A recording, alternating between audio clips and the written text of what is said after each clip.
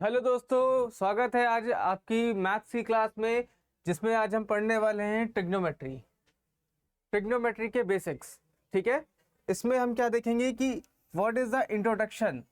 हमारा इंट्रोडक्शन क्या है, ट्रिग्नोमेट्री कैसे आई, इसकी हिस्ट्री क्या है, ये कैसे हमारे लिए रियल लाइफ में ये एप्लीकेबल है, वो सारी चीजें हम आज देखेंगे इस चीज के अंदर। ट्रिग्नोमेट्री क्यों बनी, कहाँ से आई, सारी चीज़ों को आज हम सीखेंगे और बहुत आसान तरीके से सिंपल एग्जाम्पल के साथ यहाँ पे हम सीखने वाले हैं। सबसे पहली चीज़ है कि ये आपके क्लास 10 का एक बहुत इंपॉर्टेंट चैप्टर होता है और इससे सबसे बड़ी दिक्कत यही है कि बच्चे सबसे ज़्यादा डरते हैं। सबको डर लगता है कि अरे सर ट्रिग्नोमेट्री बहुत कठिन है, सर एग्जाम में नहीं होता, सर क्वेश्चन नहीं होता। आप समझिए, बेसिक समझिए, कॉन्सेप्ट समझिए, हिस्ट्री समझिए, रियल लाइफ प्रॉब्लम से कनेक्ट करिए, आपको ट्रिग्नोमेट्री बहुत आसान हो जाएगी। लेकिन आपको सबसे पहले बेसिक्स को ध्यान से समझना होगा। सीधा हम क्वेश्चन पे नहीं कूद सकते। क्वेश्चन, यही गलती वो बच्चे करते हैं जो बाद में कहते हैं कि सर ट्रिग्नोमेट्री तो बहुत कठिन है, मुझसे होता ही नहीं है। तो कहाँ से होगा? इसीलिए ये क्लास मैं लेकर आया हूं, जिसमें आज हम देखेंगे कि ट्रिग्नोमेट्री के बारे में सारी चीज़ें सीखेंगे बहुत आसानी तरीके से। उसके फॉर्मूलेस देखेंगे, उसके जो भी रेशियोज हैं उनको देखेंगे डिटेल के अंदर। ठीक है, सबसे पहली चीज यहाँ पे J.F. हर्बर्ट बोलते हैं, there is perhaps nothing which is occupies the middle position of mathematics as trigonometry. Trigonometry consider is one of the most prestigious chapter, most prestigious topic in mathematics. तो इससे आप लोग नफरत मत करिए, इसको आप लोग पढ़िए। जब आप पढ़ेंगे, प्रैक्टिस करेंगे, तो ये आपके लिए कहीं ना कहीं सबसे इजी और इंटरेस्टिंग सब्जेक्ट बन के आएगा, इंटरेस्टिंग टॉपिक बन के आएगा। और सबसे इंपॉर्टेंट, क्लास 10th के लिए जो है, क्लास 10th के बच्चे जो इस बार बोर्ड दे रहे हैं, वो इस चैप्टर को इग्नोर मत करिए। ये आपके मार्क्स को बढ़ाएगा, क्योंकि इस बार क्लास 10th में इसके मार्क्स भी बढ़ाए गए हैं। तो जो भी चीजें मैं पढ़ा रहा हूं वो सारा सिलेबस के अंदर से ही आने वाला है, कुछ भी कहीं बाहर से नहीं जाएगा। आपको कोई दूसरी वीडियो देखने की बिल्कुल भी जरूरत नहीं है। सब कुछ आपको A to Z सारा सोल्यूशन यहाँ दिया जाएगा। किसी को कुछ नहीं समझ आ रहा है, you can comment on my YouTube channel. मैं वहां पे आपके कमेंट को पढ़ के उसके ऊपर वीडियो बना के आपके प्रॉब्लम को भी सॉल्व करूंगा।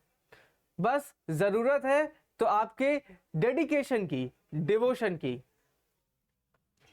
ठीक है, जब हम बात करते हैं ट्रिग्नोमेट्री की, तो ट्रिग्नोमेट्री के अंदर जो सबसे इंपॉर्टेंट जो चीज होती है वो होती है ट्राइंगल। आप कहोगे सर ये क्या है? ये है आपका एक right angle triangle. Right angle triangle तो आप सबने देख रखा होगा, सबने पढ़ा भी होगा कि राइट एंगल ट्राइंगल के अंदर हमारा एक होता है परपेंडिकुलर। राइट एंगल ट्राइंगल के अंदर क्या होता है हमारा? परपेंडिकुलर। परपेंडिकुलर को हम क्या बोलते हैं? पी बोलते हैं। ठीक है, नीचे होता है हमारा बेस और इधर होता है हमारा hypotenuse. Perpendicular, base and hypotenuse. And एक जो इसका एंगल होता है वो हमारा क्या होता है? 90 डिग्री का होता है। वो हमारा क्या होता है? 90 डिग्री का एक एंगल होता है। इसको अगर हम मेंशन कर दे तो ये हो जाएगा हमारा एंगल ए, और एक हो जाएगा हमारा vertices A, vertices B and vertices C. Now right angle, the trigonometry is totally working on the right angle triangle. अगर आप यहाँ पे कोई दूसरा ट्राइंगल बना दोगे, अगर आप कहोगे सर कि मैं जो है ये वाला ट्राइंगल बना देता हूं, कि सर नहीं नहीं मेरे को तो ये वाला ट्राइंगल आता है, मैं ये वाला ट्राइंगल बनाऊंगा, तो क्या इसमें जो है ट्रिग्नोमेट्री वर्क करेगी? तो इसमें ट्रिग्नोमेट्री बिल्कुल भी वर्क नहीं करेगी। ये आपको समझना होगा। ट्रिग्नोमेट्री जो वर्क करती है वो करती है राइट एंगल ट्राइंगल के अंदर, जिसके अंदर 3 साइड्स होती हैं। आपको तीनों साइड याद होनी चाहिए। एक होगा बेस, एक होगा परपेंडिकुलर और एक होगा हाइपोटेन्यूज। सबसे इंपॉर्टेंट बात, 90 डिग्री की जो अपोजिट साइड होती है इसे हम बोलते हैं हाइपोटेन्यूज। कैसे आप पहचानोगे किसी ट्राइंगल के अंदर कि हाइपोटेन्यूज क्या है? तो आपको क्या देखना है कि वहां पे 90 डिग्री कहां पे, जहां पे 90 डिग्री होगा उसके अपोजिट साइड कौन सी है, वही आपकी हाइपोटेन्यूज होती है। आप कहोगे सर आपने हाइपोटेन्यूज बता दिया, परपेंडिकुलर बेस कैसे पहचानेंगे? तो यहीं पे सबसे मजेदार कॉन्सेप्ट आता है कि भाई जो किसी ट्राइंगल का, इंपॉर्टेंटली राइट एंगल ट्राइंगल का अगर कोई बेस है तो वो परपेंडिकुलर भी बन सकता है, अगर कोई परपेंडिकुलर है तो वो बेस भी बन सकता है। ठीक है, जैसे अगर मैंने कहा कि भाई ये बेस है, तो मैं यहाँ पे खड़ा हूँ ना, मैं जमीन पे खड़ा हूँ, मेरे लिए ये बेस हो सकता है और ये परपेंडिकुलर हो सकता है। लेकिन सपोज करो एक छिपकली है, वो मेरे दीवार पे बोर्ड पे खड़ी है, तो उसके लिए बेस क्या हो जाएगा, उसके लिए बेस ये हो जाएगा और उसके लिए परपेंडिकुलर ये हो जाएगा। कहने का मतलब सिर्फ इतना है कि परपेंडिकुलर और बेस दोनों ही इंटरचेंजेबल होते हैं। मतलब परपेंडिकुलर बेस बन सकता है और बेस परपेंडिकुलर बन सकता है। ठीक है, ये तीन चीज सबसे बेसिक होते हैं ट्रिग्नोमेट्री को पढ़ने से पहले। नेक्स्ट चीज अगर हम बात करते हैं कि क्या है वर्ड ट्रिग्नोमेट्री, ये ट्रिग्नोमेट्री वर्ड कहां से आया, तो ये ट्रिग्नोमेट्री वर्ड एक ग्रीक वर्ड है, इसके तीन पार्ट्स होते हैं। एक वर्ड ऑफ द ट्राई, गोनो एंड मेट्रोन। ये देखिए ट्राई, गोन और मेट्रॉन। ट्राई का मतलब क्या होता है, सबको पता है, हम कहते हैं ना ट्राई साइकिल।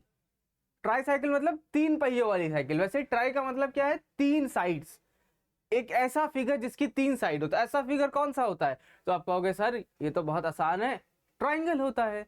एग्जैक्टली ट्राइगोनो, गोनो का मतलब क्या है, सर ये तो ग्रीक वर्ड है, हमें नहीं पता। चलो हम बता रहे, हमें पता है, इसीलिए तो हम यहाँ खड़े हैं। गोनो का मतलब होता है एंगल। आप एंगल तो समझते हैं ना, एंगल क्या होगा, अगर मैं एंगल बनाऊंगा यहाँ पे, तो एंगल कैसे बनेगा, एंगल बनता है कुछ इस प्रकार से। ये हो गया, जैसे एक हमने ले ली ये साइड और फिर एक हमने ले लिया ये, तो यहाँ पे जो होगा क्या, ये जो दो लाइन के बीच में जो एंगल आता है, दो लाइन जो आपस में, जैसे लेट सपोज करिए ये एक ट्राइंगल है, ठीक है, तो ये मेरे हाथ और इसके बीच वाला जो एरिया है ये हमारा क्या होगा, यही एंगल होता है। ठीक है, और मेट्रॉन का मतलब क्या होता है, मेट्रॉन का मतलब होता है मेजर करना। क्या करना, मेजर करना। किसे मेजर करना, तो एंगल को मेजर करना और साइड को मेजर करना। मतलब आप ट्रिग्नोमेट्री की हेल्प से ट्राइंगल के साइड्स एंड एंगल्स को मेजर करना सीखोगे। कहोगे सर इसके लिए हम ट्रिग्नोमेट्री पढ़ रहे हैं, हम इतनी मेहनत से मर मर के पढ़ रहे हैं, एक तो कॉन्सेप्ट नहीं समझ आ रहा और आप कह रहे हो कि ट्रिग्नोमेट्री से हम बस साइड निकालेंगे, एंगल निकालेंगे। वो तो हम स्केल से भी कर सकते हैं, वो तो हम प्रोटेक्टर से भी कर सकते हैं। बिल्कुल सही कह रहे हो आप, लेकिन आप एक सिचुएशन समझो कि आपको मैंने कहा कि आपको कुतुब मीनार की हाइट पता करनी है, और यहाँ पे जो सबसे बड़ा चैलेंज ये है कि आप कुतुब मीनार पे चढ़ नहीं सकते, आपको नीचे से खड़े होके ही कुतुब मीनार की हाइट पता करनी है। तब क्या करोगे, उस केस में कैसे कुतुब मीनार की हाइट फाइंड करोगे। सपोज करो आप कल को बहुत बड़े बिजनेसमैन बन जाते हो, एक बहुत अच्छी कंपनी में वर्क करते हो और आपने एक फ्लैट लिया शानदार सा, एक नदी के किनारे रिवर व्यू फ्लैट लिया, और आप बालकनी में बैठे हो और आप सोचते हो यार ये जो नदी है इसकी लेंथ कितनी होगी, ये विड्थ कितनी होगी, कितनी चौड़ी होगी, ये कैसे पता करोगे। क्या आप नदी पार करके जाओगे, नहीं जा सकते। तो वहां पे हमारी ट्रिग्नोमेट्री काम आती है। समझ आ रहा है दोस्तों, ट्रिग्नोमेट्री एक बहुत वाइडली एप्लीकेशन होता है ऐसी जगहों पे जहां पे हम नॉर्मली तरीके से साइड्स या उसकी परपेंडिकुलर या एंगल को मेजर कर सकते हैं using the trigonometry. Now it is the study of relation between sides and angle. ये क्या है होता है ट्रिग्नोमेट्री में, हम क्या सीखते हैं, ट्रिग्नोमेट्री में हम सीखते हैं कि साइड्स और एंगल का रिलेशन क्या है आपस में। जैसे एग्जांपल में दे रखा है कि height of Qutub Minar without measuring, कि आप तो कह रहे थे कि सर स्केल से हम माप लेंगे, लेकिन अब बताओ कुतुब मीनार की हाइट आप कैसे नापोगे। ठीक है, अब मैंने कह दिया कि नहीं भाई कुतुब मीनार की हाइट बताओ, कैसे आप नापोगे, ये तो आपके लिए मुश्किल हो गया। यहाँ पे कह रहा है कि width of a river of a balcony height, ये भी आप नहीं कर पाओगे। ठीक है, क्योंकि आपको तो तैरना ही नहीं आता, और तैरना भी अगर तो कौन नदी में कूदेगा इस चीज के लिए, मरना थोड़े है। ठीक है, और सबसे चलो ठीक है भाई, आपने कहा सर मैं नदी में तैर जाऊंगा, मैंने कहा चलो ठीक है भाई, हो गए स्टड बंदे, तैर जाओगे। अब ये बताओ altitude of a hot air balloon, इसका क्या मतलब होता है। एल्टीट्यूड मतलब होता है, आपने हॉट एयर बलून देखा है, वो एक बड़ा सा गुब्बारा होता है, उसमें हवा भरी जाती है, वो गुब्बारा ऊपर हवा में उड़ जाता है, नीचे लोग बैठे होते हैं 3-4 लोग। अब आपको उसका पता करना है कि वो कितने ऊपर उड़ के गया है, और आप नीचे खड़े हो, तब क्या करोगे, तो वहां पे आपकी ट्रिग्नोमेट्री काम आएगी। तो इसका बहुत इंपॉर्टेंट कंट्रीब्यूशन है हमारे मैथ्स में, हमारे डेली लाइफ में। ठीक है, अब अगर हम बात करें कि सर ट्रिग्नोमेट्री में इंडिया से कैसे कनेक्शन है इसका, इंडिया का क्या कोई रोल है, कहीं हिस्टोरिकली इंडिया से भी है कि हमारे भी मैथमेटिशियन थे? तो हाँ, हमारे जो साइंटिस्ट थे, जो आर्यभट्ट, जिनको तो सब जानते हैं, उनकी एक पुस्तक है आर्यभटिया, उसमें इन्होंने एक शब्द यूज किया था अर्धजया। ठीक है, ये अर्धजया क्या है? ये अर्धजया यही है, अर्ध का मतलब होता है आधा और जया का मतलब होता है कॉर्ड। जब इन्होंने, क्योंकि हमें पता है आर्यभट्ट एक एस्ट्रोनॉमर थे, तो उन्होंने बहुत सारी मेजरमेंट्स की थी स्टार्स की लेंथ के लिए, सन के लिए, तो वहां पे इन्होंने इस चीज को दिया था अर्ध। एक बात अच्छे से समझ लेना, ट्रिग्नोमेट्री आर्यभट्ट ने खोजी नहीं है, बट उनका एक बहुत इंपॉर्टेंट कंट्रीब्यूशन है उसके अंदर। ठीक है, और उन्होंने जो ये अर्धजया का कॉन्सेप्ट दिया था, ये बाद में ट्रिग्नोमेट्री के अंदर इसको लिया जाता है। जो हम आज पढ़ते हैं ना साइन थीटा, वो साइन थीटा कहीं ना कहीं इसी से ही इवॉल्व होके बना है। ठीक है, तो ये हिस्टोरिकली इंडिया से भी कनेक्टेड है, तो इसलिए आप इसको ऐसा नहीं सोचना कि सर ये तो वेस्टर्न एजुकेशन वाले हैं, वो कुछ भी बना देते हैं, हमारी पढ़ाई कठिन कर देते हैं। ऐसा बिल्कुल नहीं है। ठीक है, यहाँ पे हमारे इंडियन मैथमेटिक्स भी इन्वॉल्व है। अच्छा, अब यहाँ पे देखिए आपको दे रखा है, जो हमने पहले ही डिस्कस कर रखा था, हाइपोटेन्यूज क्या होती है। मैंने क्या समझाया था कि हाइपोटेन्यूज जो वो होती है साइड जो 90 डिग्री के अपोजिट होती है। तो यहाँ पे अगर मैं बात करूं कि 90 डिग्री के अपोजिट, देखो भाई ये आपको दिख रहा है, ये हो गया आपका 90 डिग्री, ये है 90 डिग्री, और 90 डिग्री के अपोजिट साइड कौन सी है? ये वाली। तो देखो इस पे क्या लिखा हुआ है? हाइपोटेन्यूज लिखा हुआ है। ठीक है, अब आप कहोगे सर परपेंडिकुलर क्या है और बेस क्या है? तो मैंने आपको क्या बताया था कि परपेंडिकुलर और बेस ये टोटली डिपेंड करता है किसके ऊपर? पॉइंट ऑफ व्यू के ऊपर, कि आप कहां पे खड़े हो, आप एंगल ए पे खड़े हो कि एंगल बी पे खड़े हो। मानो आप अगर एंगल ए पे हो यहां पे, तो आपके लिए जो बेस हो जाएगा वो क्या हो जाएगा? वो ए बी बेस हो जाएगा।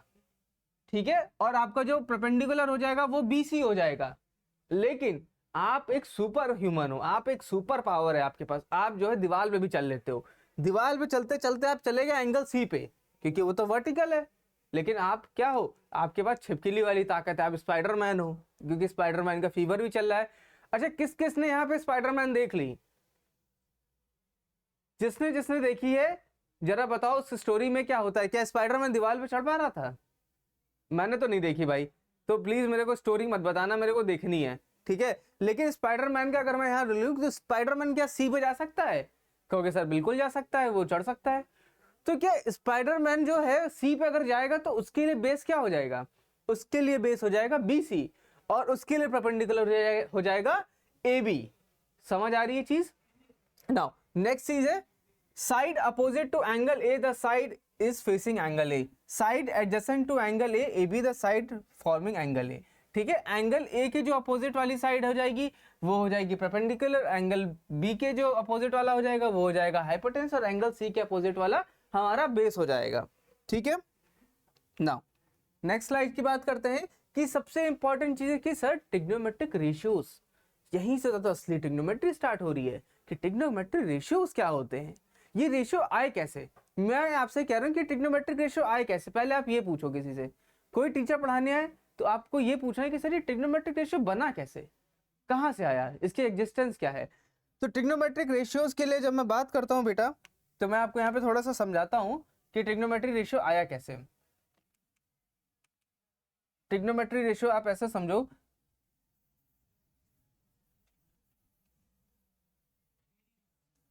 ठीक है, अब देखो यहाँ पे जो ये ट्राइंगल है ये इसका परपेंडिकुलर है, ये इसका हाइपोटेन्यूज है, और ये इसका बेस है। आप सोचो एक ट्राइंगल में कितनी साइड्स होती हैं? आपने कहा सर 3 होती हैं, हमने 3 पढ़ी हैं, 3 ही होते, यूनिवर्सल ट्रुथ है। हमने कहा बिल्कुल। अगर हम इनको रेशियोज में लिख दें, मतलब कहने का मतलब ये है कि ये अगर हमारा ट्राइंगल है, इसको हमने नाम दे दिया A, ये हमारा हो जाएगा B, और ये हो जाएगा हमारा C। अब देखो आप कहोगे सर B तो सेम हो गया, तो चलो इसको हम पूरा लिख देते हैं, ये हो जाएगा हमारा बेस। ठीक है, नाउ अगर मैं रेशियोज की बात करता हूं कि भाई देखो क्या क्या रेशियोज बन सकते हैं, तो कहोगे सर एक तो हो जाएगा AB अपॉन BC। हमने कहा बिल्कुल सही, ये हो गया पहला रेशियो, इसको हमने लिख दिया पहला रेशियो। दूसरा रेशियो क्या हो जाएगा, तो आप कहोगे सर दूसरा रेशियो जो हो जाएगा वो हो जाएगा BC अपॉन AB। मैंने कहा ये भी बिल्कुल सही है भाई, हम रेशियोज को ऐसे बिल्कुल लिख सकते हैं। तीसरी चीज क्या हो जाएगी, आपने कहा सर तीसरी चीज ये हम कर देंगे AB अपॉन AC कर देंगे। क्या ये भी रेशियो सही है, आपने कहा सर बिल्कुल सही है। ऐसे ही AC अपॉन AB भी हो जाएगा। इसी को मैं यहीं पर स्लैश करके लिख देता हूं, AC अपॉन AB। ठीक है, यहाँ पे हमने कितने रेशियोज बना लिए, 4 रेशियोज। अभी देखो 2 रेशियोज मैं और बनाता हूं। हमने क्या लिख लिया, AC upon AB, AB upon AC, BC upon AB upon BC और BC अपॉन AB लिख लिया। बचा क्या इसमें जरा बताओ, तो आप कहोगे सर इसमें जो बच रहा है वो बच रहा है BC अपॉन AC। ठीक है, ये हमारा 5वां है, और छठा इसका उल्टा हो जाएगा, वो हो जाएगा AC अपॉन BC। ठीक है, क्या हो जाएगा, AC अपॉन BC हो जाएगा। तो यहाँ पे हमारे पास 6 रेशियोज आ रहे हैं। पूछ सकते हो कि सर ये क्या पढ़ा रहे हो, ये तो आप तो ट्रिग्नोमेट्री पढ़ा रहे थे, ये रेशियोज क्या बताने लग गए। ये मैं इसलिए बता रहा हूं क्योंकि यहीं से ही साइन बना है, इसी से कॉस बना है, इसी से टैन बना है। अगर मैं आपसे ये कहूं कि क्या आप इनको याद रख सकते हो, मैं कहूं कि भाई BC अपॉन AC याद रख सकते हो कि BC अपॉन AC की ये वैल्यू है, आपने कहा सर बहुत कंफ्यूजिंग है सर, कैसे याद करेंगे। तो यही चीज कंफ्यूजन जो है हमारे जो जो मैथमेटिशियंस थे उन्हें भी लगा। उन्होंने कहा अगर हम सिर्फ रेशियोज रखेंगे तो वो कहीं ना कहीं डिफिकल्ट हो जाएगा। तो इन्होंने उन रेशियोज को एक नाम दे दिया, उन्होंने उस रेशियो को एक नाम में कन्वर्ट कर दिया। इसकी वजह से हमारे पास हम पढ़ते हैं कि भाई ट्रिग्नोमेट्रिक रेशियोज। जैसे क्या नाम दे दिया उन्होंने, उन्होंने बोला भाई कि जो साइन थीटा है, क्या बोला उन्होंने, उन्होंने बोला कि जो साइन थीटा है वो क्या हो जाएगा, वो हो जाएगा perpendicular upon hypotenuse. Sine theta को क्या नाम दे दिया गया, साइन थीटा को नाम दे दिया गया कि जो साइन थीटा है वो हो जाएगा बेटा परपेंडिकुलर अपॉन हाइपोटेन्यूज। ठीक है, तो साइन थीटा को अगर हम बोलते हैं भाई, ये देखो ये हो गया हमारा बॉक्स,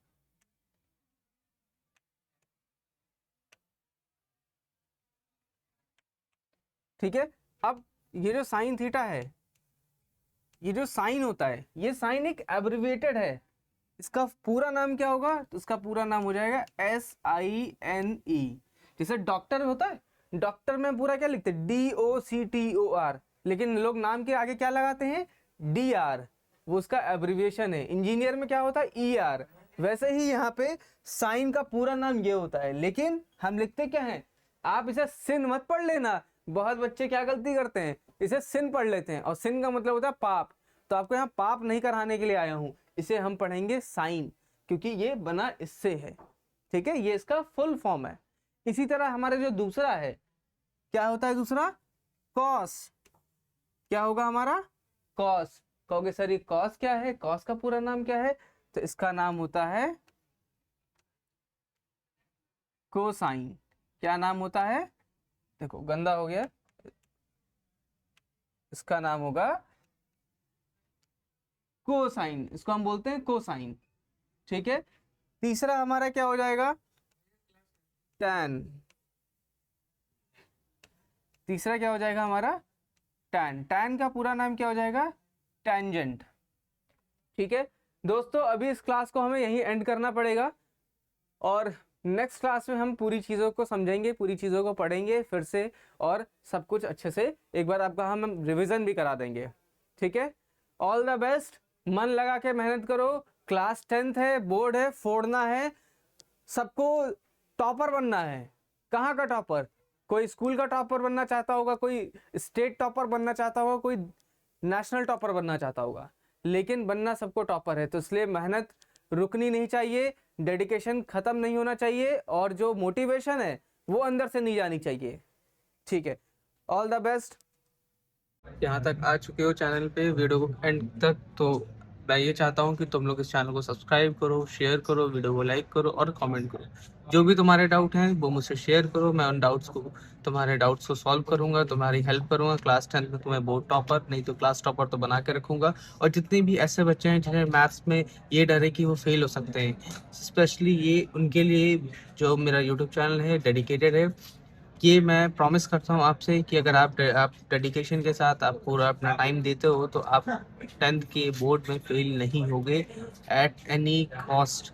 आपको मैं पास कराऊंगा। That's my promise for you.